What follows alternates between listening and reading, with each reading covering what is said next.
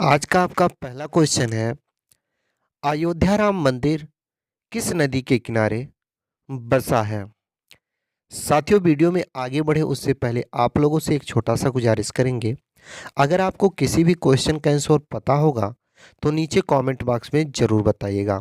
और साथियों, अगर आप किसी भी सरकारी नौकरी की तैयारी कर रहे हैं तो आपके लिए ये वीडियो मोस्ट इम्पॉर्टेंट होने वाला है, क्योंकि दोस्तों अयोध्या में जो राम मंदिर बन रहा उससे रिलेटेड जितने भी इम्पोर्टेंट क्वेश्चन बनते हैं उन सभी क्वेश्चन आंसर को हम इस वीडियो में कवर किए हैं। इसलिए आप वीडियो को पूरा देखिएगा। और साथियों, वीडियो के लास्ट में एक टेस्ट लिए हैं तो उस टेस्ट को जरूर दीजिएगा। तो चलिए शुरू करते हैं। उससे पहले साथियों, आप लोग कमेंट में जय श्री राम जरूर लिख दीजिए।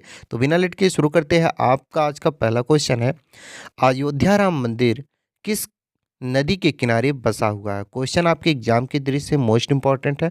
अगर आंसर आपको पता हो तो नीचे कमेंट में बता सकते हैं। और साथियों, अगर नहीं पता है तो नोट कर लीजिए, यानी कि अयोध्या राम मंदिर दोस्तों सरयू नदी के किनारे बसा हुआ है। ऑप्शन नंबर जो आपका बी दिया गया है सरयू नदी, वो आपका राइट आंसर हो जाएगा। याद कर लीजिएगा साथियों, क्योंकि आपके एग्जाम के लिए मोस्ट इंपॉर्टेंट क्वेश्चन है। चलिए अगला क्वेश्चन देखते हैं। अयोध्या राम मंदिर का वास्तुकार कौन है? वेरी वेरी इंपॉर्टेंट क्वेश्चन आपके एग्जाम के दृष्टि से। और साथियों, इस क्वेश्चन का राइट आंसर करिएगा। अयोध्या राम मंदिर का वास्तुकार चंद्रकांता सोमपुरा है। ऑप्शन नंबर जो आपका ए दिया गया है वो राइट आंसर हो जाएगा। और याद कर लीजिएगा, चंद्रकांता सोमपुरा दोस्तों अयोध्या राम मंदिर जो बन रहा है उसके वास्तुकार हैं। ऑप्शन नंबर जो आपका ए दिया गया है वो राइट आंसर हो जाएगा। अगला क्वेश्चन है आपका, कौन सी नदी अयोध्या के इतिहास का साक्षी मानी गई है? तो साथियों, सरयू नदी जो है साथियों, वो उसी नदी के किनारे अयोध्या बसा हुआ है। और दोस्तों इतिहास में यही नदी है, यानी कि सरयू नदी ही है जिसको साक्षी मानी गई है अयोध्या के इतिहास का।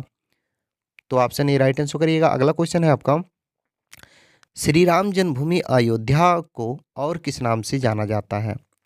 तो साथियों, अगर हम बात करें श्री राम जन्मभूमि अयोध्या नगरी को, तो दोस्तों इसको साकेत के नाम नाम से भी जाना जाता था प्राचीन काल में। तो ऑप्शन नंबर जो आपका बी दिया गया है राइट आंसर हो जाएगा।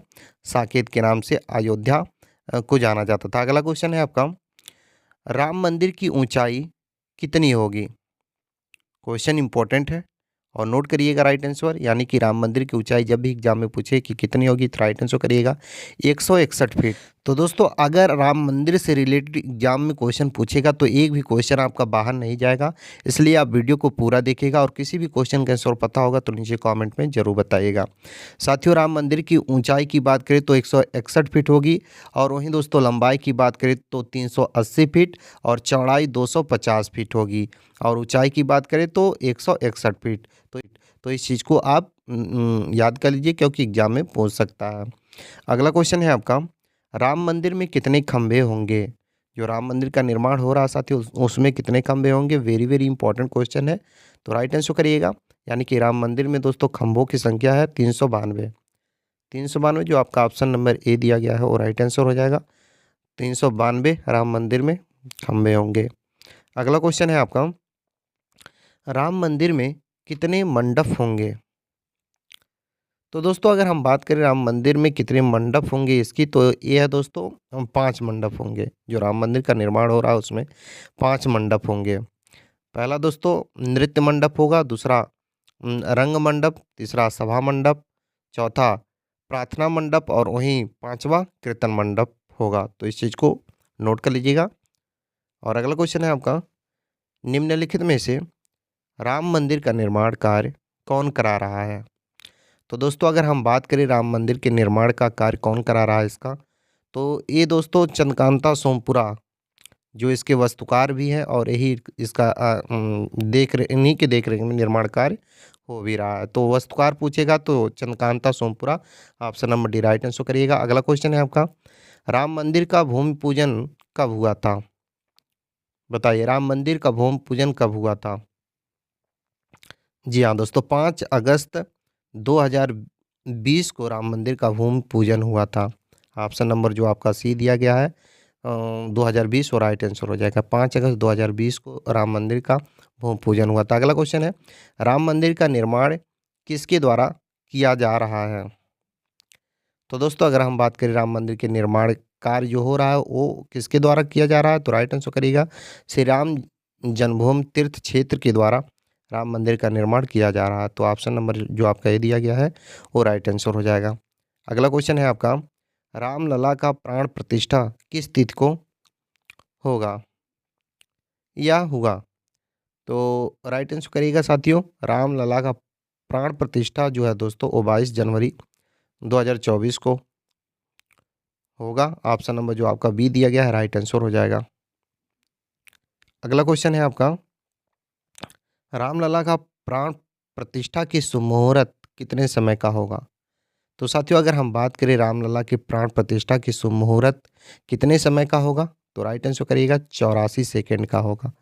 साथियों मात्र 84 सेकंड का रामलला के प्राण प्रतिष्ठा का शुभ मुहूर्त माना गया। अगला क्वेश्चन है आपका, राम मंदिर परिसर के चारों कोनों में क्या होगा? तो दोस्तों राम मंदिर के परिसर के चारों कोनों में 4 स्तंभ होगा। ऑप्शन नंबर जो आपका बी दिया गया है वो राइट आंसर हो जाएगा। राम मंदिर के परिसर के चारों कोनों में 4 स्तंभ होगा। ऑप्शन नंबर आपका बी राइट आंसर हो जाएगा। अगला क्वेश्चन है आपका, अयोध्या की विवादित भूमि से कौन सी ऐतिहासिक घटना जुड़ी है?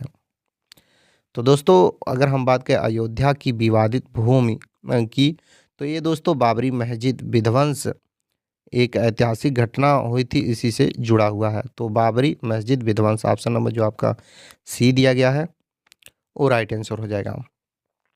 अगला क्वेश्चन है आपका, अयोध्या राम मंदिर का भूमि पूजन एवं शिलान्यास कब किया गया था?